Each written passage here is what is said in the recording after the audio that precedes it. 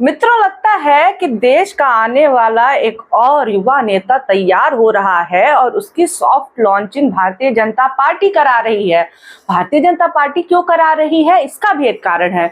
मिजाज बहुत मिलता है। दरअसल भारतीय जनता पार्टी के हिसाब से युवा नेता होने की जो खासियतें आपके अंदर होनी चाहिए वो पूरी की पूरी एलवीश यादव में भरी हुई हैं। सांप्रदायिक है, दंगाइयों जैसी बातें करता है, औरतों को आइटम समझता है, माल समझता है, मजे लेने वाली चीजें समझता है। इसीलिए इस आदमी के ऊपर इस समय भारतीय जनता पार्टी का हाथ है और अगर आप इस आदमी को कुछ बोल दें तो भाजपाई ट्रोल्स भी आपके पीछे पड़ जाते हैं। इसकी अपनी खुद की एक आर्मी है, जाहिलों की आर्मी, लेकिन भारतीय जनता पार्टी के ट्रोल्स भी आहत हो जाते हैं। आखिर है ये आदमी कौन? मुझे भी बहुत दिनों तक पता नहीं था। बाद में बहुत ट्विटर पे हैशटैग एल्विश यादव चल रहा था, मैंने चेक किया। एल्विश यादव एक इन्फ्लुएंसर है, एक यूट्यूबर है जो कि मिलियंस में जिसकी फॉलोइंग है, मिलियंस में।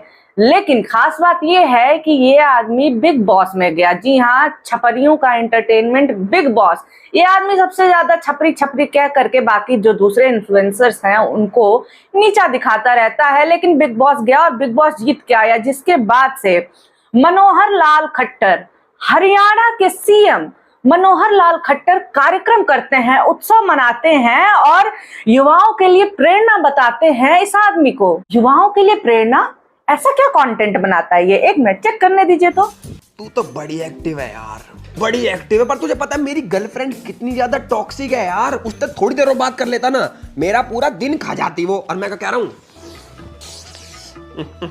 कहाँ भग रही है दूर तू? अब जिस काम के लिए आए हैं वो काम करें।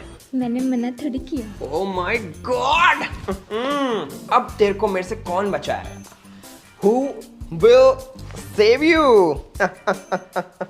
तू तो बेटे गई है मैं। अच्छा, तो ये प्रेरणा देता है ये युवाओं को? क्या मनोहर लाल खट्टर जी, क्या तो आदमी आपने चुना है। वाह, बहुत प्रेरणा दे रहा है, बहुत ज्यादा। इस पूरे कार्यक्रम के बारे में ट्वीट करते हुए मनोहर लाल खट्टर कहते हैं कि नशा मुक्ति के तरफ भी युवाओं को बढ़ाया जाएगा। नशा मुक्ति की तरफ है? बहुत सही बंदा चुना है खट्टर जी ने नशा मुक्ति के लिए। देखो तो मनोहर लाल खट्टर जी, आपके हरियाणा से कई युवा हैं जो कि आइकन हैं, आपके बनाए बिना आइकन है। पता है कौन है? ये खिलाड़ी हैं। ये भी हरियाणा के युवा हैं जो कि नेशनल नहीं इंटरनेशनल लेवल पे आइकन हैं। जब ओलंपिक मेडलिस्ट को आप लोग आतंकवादी और देशद्रोही बनाएंगे तो ऐसे ही जाहिलों को आपको यूथ आइकन बनाना पड़ेगा। ये आदमी जय श्री राम लिख करके वीडियोस बनाता है और इसके वीडियोस में केवल और केवल गाली गलौज, मुसलमानों के लिए नफरत, औरतों के लिए नफरत भरी पड़ी रहती है।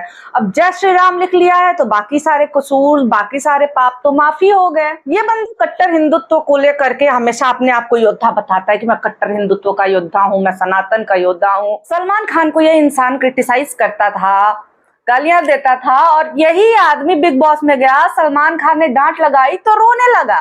तो यही है तुम्हारा कट्टर हिंदुत्व है? यही योद्धा बनोगे तुम कि बाहर कुछ बोल रहे हो और सामने जाने पे रोने लग रहे हो? यार, ऐसा नहीं है कि इस आदमी को औरतों की चिंता नहीं होती। अरे होती है, मुस्लिम औरतों की बहुत चिंता होती है कि हिजाब क्यों पहन रही हैं, हिजाब क्यों पहनना पड़ रहा है। और हिंदू औरतों को कहेगा कि ये तो मजे लेने वाली लग रही है, ये नहीं लग रही है। इससे पहले भी आदमी कहता रहा है कि वो तो मैं मजाक में वीडियोस बनाता हूँ, वो तो कंटेंट है, मैं वैसा नहीं हूँ। लेकिन जो बाकी वीडियोस हैं, खुद इसके पर्सनल वीडियोस हैं जिसमें अपने दोस्तों के साथ खीखी खीखी कर रहा है, उसमें ये औरतों को किस तरह की चीजें बोल रहा है वो बताता है कि ये कितना गंदा और जाहिल आदमी है। आगे लड़कियां भी खड़ी हैं, 2 लड़कियां दिखाता हूँ भाई आप लोगों को, ठीक है? लड़कियां देख के तुम्हें मजा आ जाएगा। नहीं, मजा करने वाली लड़कियां तो नहीं है भाई। कह रहा है एक तो लड़की के रूप में लड़का था, कटारे के घर से वो। स्वरा भास्कर की शादी हुई और उनकी शादी को लेकर के इस आदमी ने क्या कहा कि ये पहले से ही मुसलमानों की तरह थी तो अच्छा हुआ एक मुसलमान के साथ चली गई, कम से कम एक हिंदू बच गया। मुसलमानों के साथ साथ ये किसानों तक को ये इंसान गाली बकने वाला है। राकेश टिकैत को इसने कहा कि राकेश टिकैत तो दिल्ली वाली गर्लफ्रेंड हो गए हैं, डिमांड इनकी खत्म ही नहीं हो रही है, हाईवे खाली करवाओ, ये करवाओ, वो करवाओ। यानी कि जो भारतीय जनता पार्टी कहती है ये आदमी वो करता है। अपना दीन ईमान इसका है नहीं। तुम भले ही इस देश के किसान हो और ये बड़े बनते हैं कि हम हरियाणवी लोग हैं, हम जमीन से जुड़े हुए लोग हैं, लेकिन ये किसानों को गालियां देने लगेंगे अगर भारतीय जनता पार्टी किसानों के विरोध में है तो। इसी बीच किसी ने इसे यूथ आइकन का अवार्ड पकड़ा दिया, कहीं कुछ हुआ होगा, बहुत बड़ा कार्यक्रम तो नहीं दिख रहा है ये, लेकिन यूथ आइकन का अवार्ड मिल गया। तो आइए देखते हैं कि ये यूथ आइकन करते क्या है ऐसा कि युवाओं को प्रेरणा मिलती है।